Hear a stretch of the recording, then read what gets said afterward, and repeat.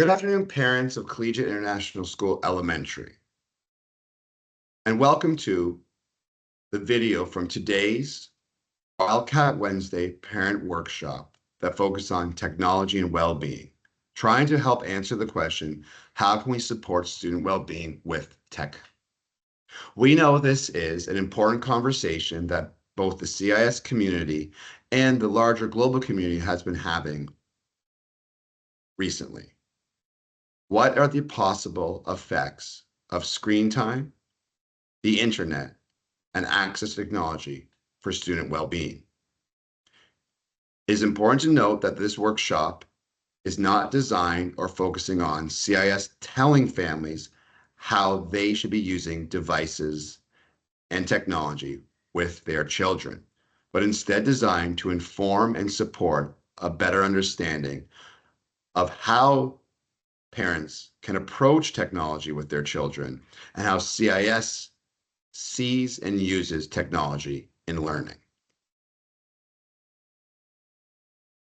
As always, our mission at CIS is to empower students with a rigorous, holistic, and international education for success in an ever-changing world.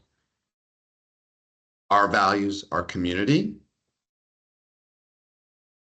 innovation, and success. Our shared understanding of high-quality learning is that we value holistic, rigorous, and international learning where the whole community collaborates and engages in discovering new knowledge, concepts, and skills which apply and connect to real-world experience. Today's workshop focuses largely on holistic learning, helping support the development of our students as positive members of a community, and also putting in a real-world experience or context, and that is through their well-being and technology. Our goals for the workshop are to identify impacts of technology for students, explain how technology is used in CIS Elementary, and help parents create a plan for supporting their child's well-being with technology. Please remember this was an interactive workshop, so some parts of this presentation we'll be sharing what took place. However, we will also share all the resources from the workshop with parents to ensure you can use them to develop your own knowledge and understanding of technology and well-being. We started by answering the question, how might technology impact student well-being? Parents were put in 4 different groups, and each group looked at a different article that was connected to technology and the possible positive and negative impacts it can have on student well-being. Groups read the article and identified the big 3 most important details they felt were in the article. They wrote these on large chart paper and shared them with the other groups. We then discussed these 3 questions. First, just simply identifying what the article was about and what the big 3 was for that group. Then, a perspective question of discussing as a whole group, how might these affect our student well-being? Then finally, a what-if question, asking what if we do not think about well-being and technology for students when creating a plan for the use of technology? The conversation was robust, and I thank all participants for being so engaged and committed. I have attached the 4 articles used in this part of the workshop to this email to ensure parents can access it on their own time. We then explored how CIS uses technology in the elementary, answering the question, what is the vision of use of technology in CIS? CIS strives to help students understand and identify devices and technology as a learning tool and not a toy. CIS wants students to know that devices and technology can be very impactful tools and resources to help support their own learning. We want to help in school move students away from seeing devices and technology as access to gaming, media, and scrolling. but instead something that can help them communicate their learning in new and creative ways. We focused on 3 key areas in this part of the workshop. Learning. CIS uses the SAMR model for technology integration. This has 4 levels of positive integration, starting at substitution and moving up to redefinition.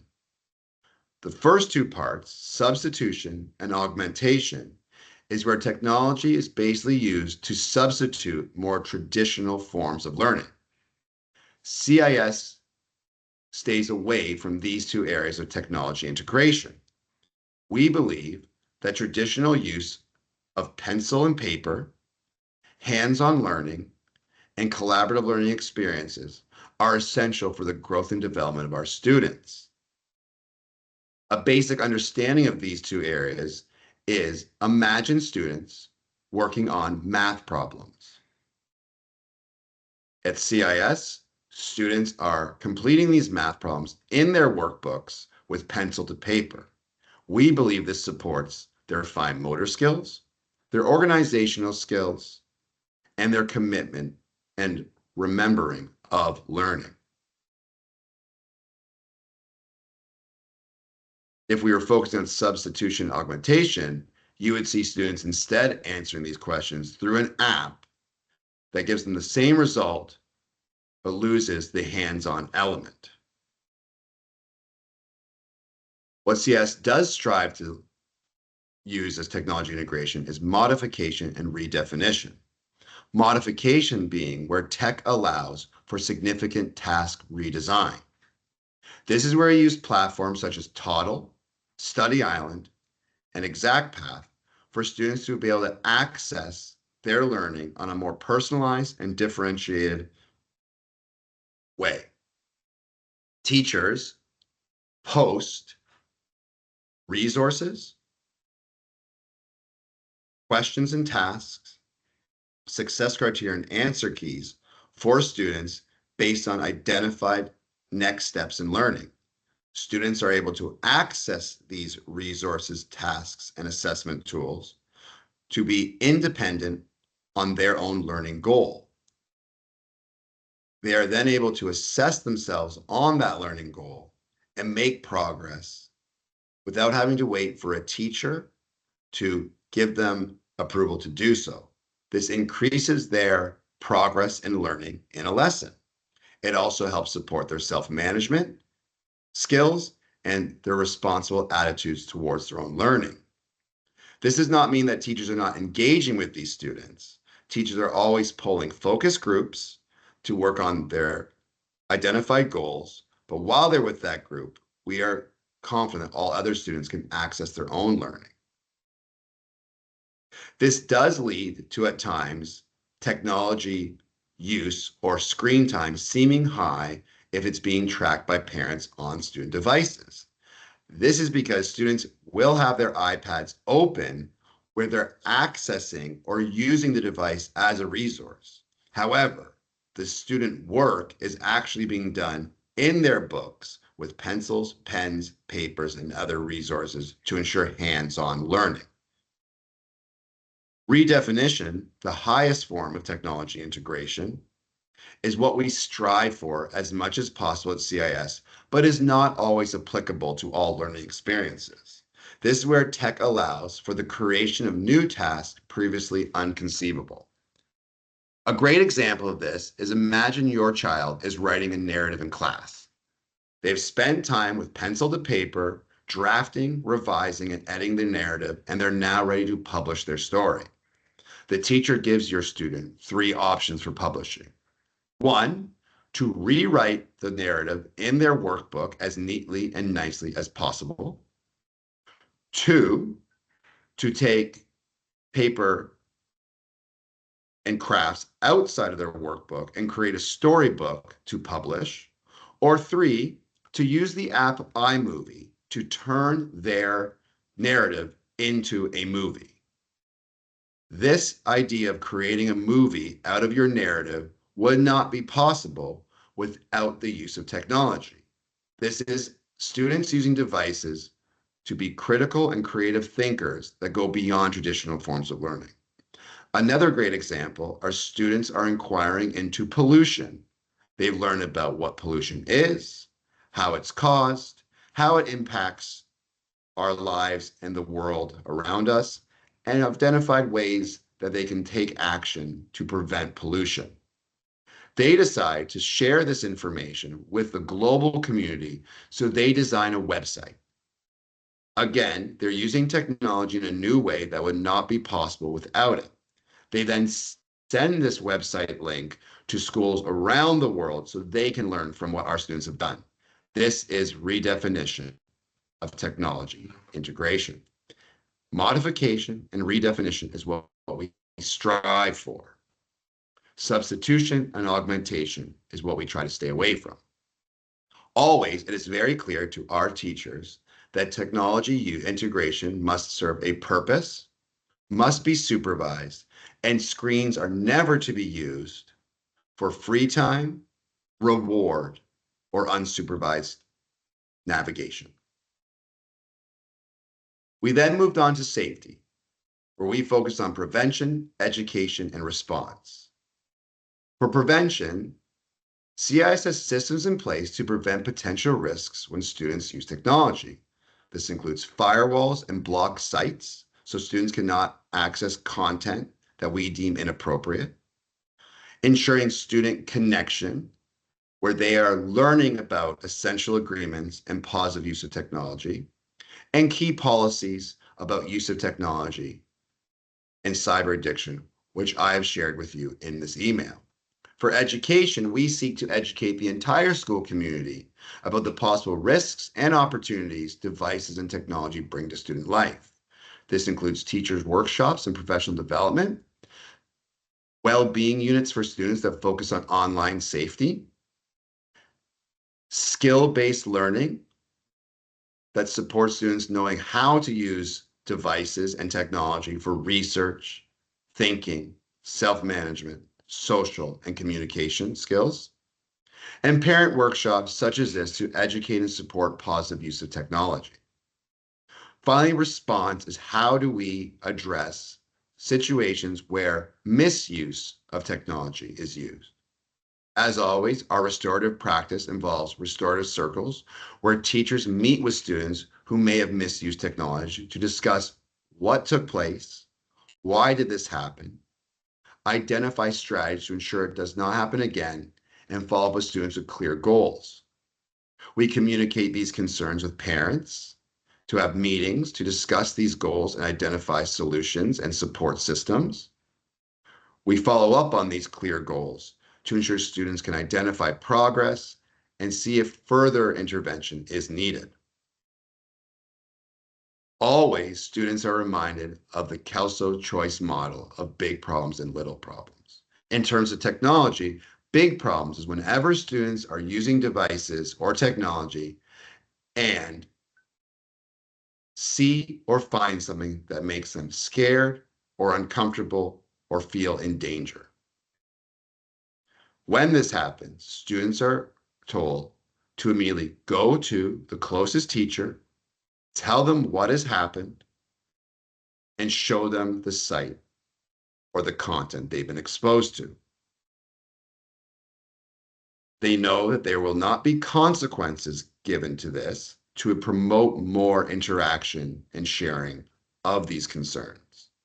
Instead, CIS can use this to add new firewalls and block sites, to discuss the concerns and the feelings of the students, support their emotional well-being, and to ensure we can clearly communicate the concern to parents. We know that at times, students may accidentally access content that we do not want at school or at home. Kelso's Choice, Big Problems, helps ensure students know that this may happen, but you are supported and safe if it does.